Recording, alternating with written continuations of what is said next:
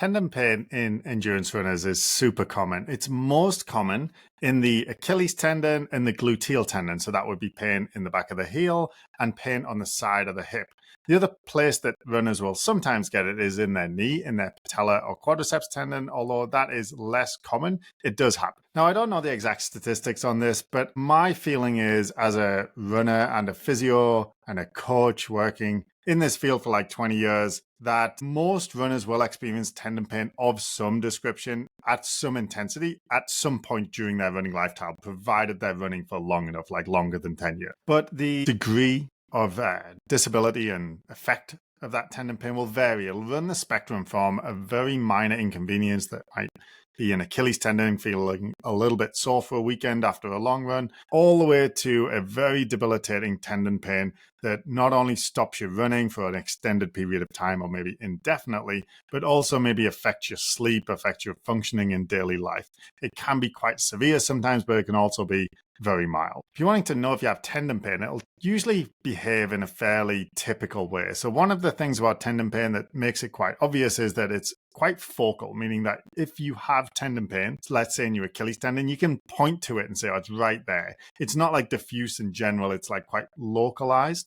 And although there might be like pain around it, you can kind of point to the epicenter of it, right? Like the actual place that hurts, whether it's on the side of your hip, in the gluteal tendon, or in the heel, or like I said, occasionally in the patella tendon of the knee when you'll point just below the kneecap. The other thing about the way a tendon behaves is quite different from other conditions, is they'll tend to warm up as you're going. So let's say you have a tendon pain in your Achilles, you might go for a run. It might be quite bad for the first 2 or 3 minutes, then warm up and kind of go away, only to then be worse either later that day or the following morning. And we can divide tendon pain in runners into broadly 2 camps. And the first camp is that you have a normal tendon that becomes angry and painful.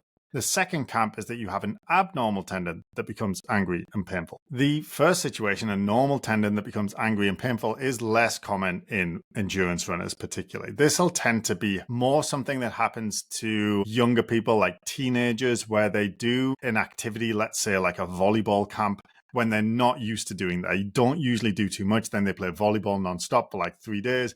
Then their patella tendon gets really, really angry and painful and they can't do anything. They can barely get downstairs.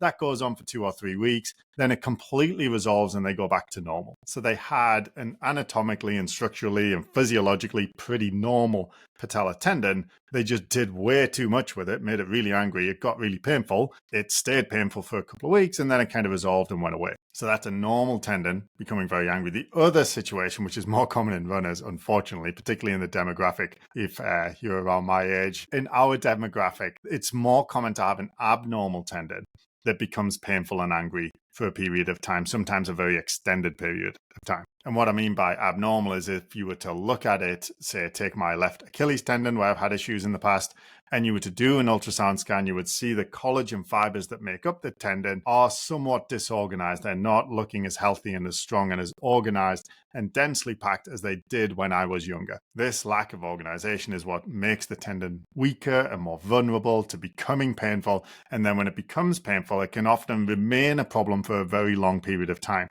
And even if you get better, Jill Cook has a saying, once a tendon, always a tendon. And she's a tendon researcher who's been very influential in the physio world for a long time. And I think what she's getting at there is that if you have tendon pain at some point in your life, that is this second type where you have more of a chronic issue that just crops up from time to time, it is very likely that you'll have tendon pain again. What she's also hinting at is that you need to do the things that are necessary to keep that tendon pain away. And if you stop doing them and neglect your sort of maintenance work on your tendon, which we'll discuss in a second, then it's more likely you're going to have issues in the future. Now, how to treat tendon pain, whether you've got Achilles tendon pain, pain in your patella tendon, pain in the gluteal tendon, which is pain on the side of the hip. It's always the same thing when you're treating a running injury. It's like biomechanics, strength, and resilience. However, if we've got these 3 critical components that I talk about all the time, if we were going to emphasize one that's more important, typically for tendons, it is strength, which is specifically to say the loading of the tendon, the heavy loading of the tendon is going to be the key ingredient when it comes to actually resolving the issue. And when I say heavy, I mean heavy. So if you have an Achilles tendon pain, you might be doing calf raises 3 or 4 times a week where you're doing the most weight that you can possibly lift for 8, 5, 3 reps. And then you're doing a number of sets, maybe 3, 4, or 5 sets. And then you're doing a couple of different types of calf raises. So a very heavy calf session to rehabilitate it. And then you'll also have like a maintenance program. Once you get that issue resolved and you're back to full training, then you're going to have a maintenance program to keep it away. Otherwise, if you neglect your calf raises for a few years, like Jill says, once a tendon, always a tendon, you're more likely to have issues again in the future. So if, like me, you've had Achilles tendon issues, calf raises are always going to be part of your strength training. However, if you are a runner, calf raises should already be part of your strength training.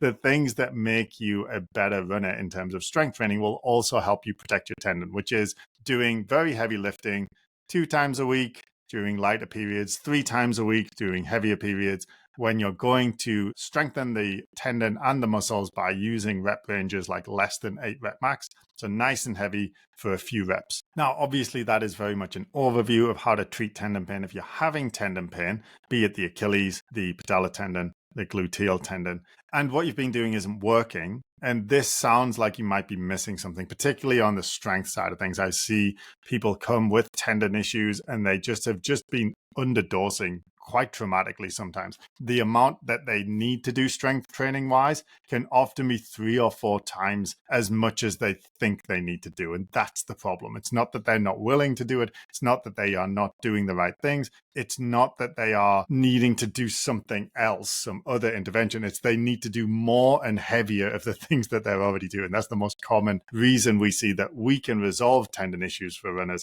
where they have been unsuccessful otherwise. But obviously, like, that's simple, not easy. So the actual practical application of that, when you have pain, when you have running to fit in, when you have other life things to fit in, actually making a program that works for you and then progressing it over a period of 3 or 4 or 5 months, which is how long it takes to resolve these issues, is easier said than done. So if you would like some help with that, obviously click the link in the description. We can book a call and have a chat about it and see if we can make that progressive program to actually resolve this issue for you. Otherwise, I'll catch you in the next one.